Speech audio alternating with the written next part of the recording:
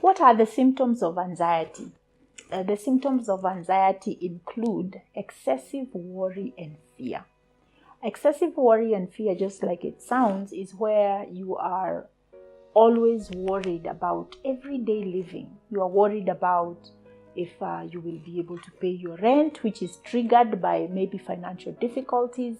You are worried about your children being okay because of COVID, or because they are out there in a space where you have no control. So excessive worry, where you constantly are worried about various areas of your life. At work, you are worried about whether you will meet the deadlines, and this worry and fear causes you to have bodily sensations, like now the heart rate is, your heart keeps racing, your mind is all over the place, you feel always on edge, you have nervousness, it's hard for you to concentrate.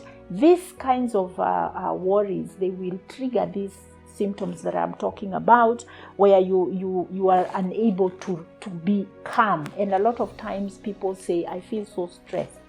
And so if you think about it, if your mind is constantly racing and constantly thinking from one thought to another, it's very difficult for you to sleep. So that is the other symptom of anxiety, is that you have disturbed sleep, or you are not able to really rest. When you go to bed, it takes you a long time to fall asleep. When you sleep, the sleep is not restful. You have nightmares, you have anxiety dreams, and one of the dreams that I know is very, very common is the dream where you feel like you are falling, and just before you hit the ground, you wake up. And you wake up, you are hyperventilating, you are very tired, or you are in panic when you wake up. Some people have been known to scream in their sleep because they are having those nightmares, thinking that something bad is going to happen. And then we also have a lack of focus and a lack of concentration, which can take away your motivation to work, because you sit there and because you cannot focus on something, your mind is all over the place and you're not able to finish the tasks that you have. You start this one, you can't finish, you move into another, and you are walking around, and at the end of 2 or 3 hours, you are really wondering, what have I done? Now, the other thing is fatigue. So you can imagine if you are constantly worried, and then that worry causes you not to be able to sleep well, no matter how much you stay and not do anything, you still feel tired. It's because your brain is not resting, because you are worried, you are fearful, and you are wondering about so many things, and you feel like your plate is overflowing with unresolved things. And so it causes you to be constantly very tired. You are in a gloomy mood, you are irritable, you are yelling and shouting at the children, you are quick to anger, and sometimes you might find yourself not wanting to be around people. You start isolating, and when you begin to do that, then you are moving now towards depression. And so anxiety can also trigger depressive symptoms. And so it's very important for us to understand that. The other thing that you struggle with is your self-confidence. Your self-confidence is not as good as it would be if you were at peace. And the self-confidence is because you are not able to focus on decision making, you're not able to focus on problem solving, you feel like everything is all over the place.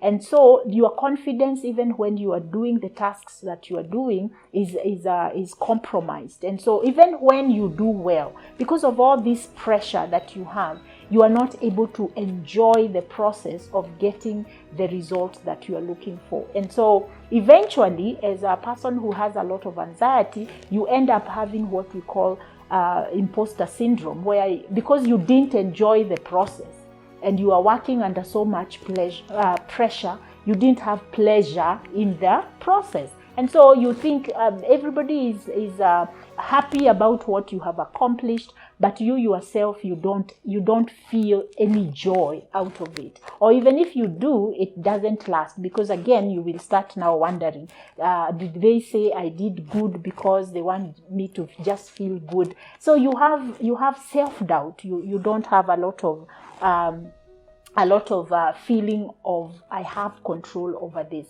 The other thing that that is important to also understand about excessive anxiety is that you will have problems even with eating.